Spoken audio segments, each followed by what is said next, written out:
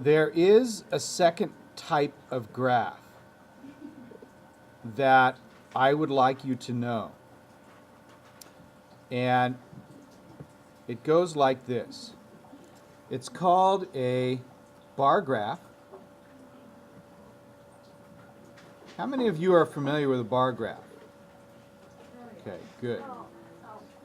So a bar graph rules.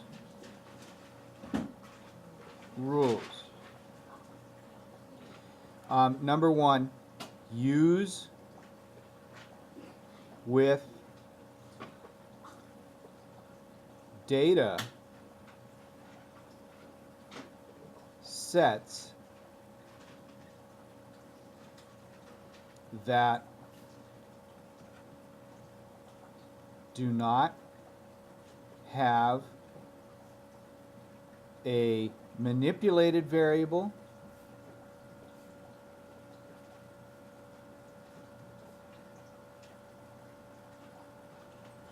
responding variable relationship.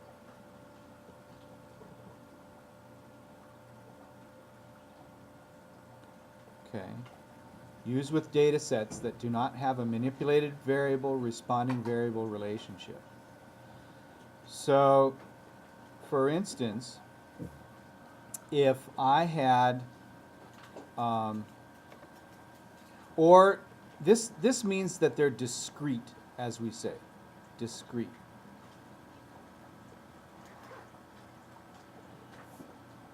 So, for instance, I could have population over here in thousands and the city over here. So I might have New York, Chicago, and LA. Now a bar graph for this might look something like this, where, oops, I forgot to put one important thing, which is what? This, the tick marks for the population.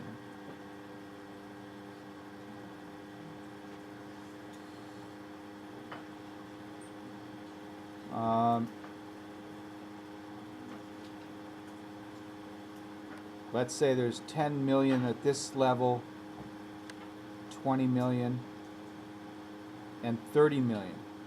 Now, what that means is 30 million times 1,000. I don't know what the size of these cities are. So. Okay.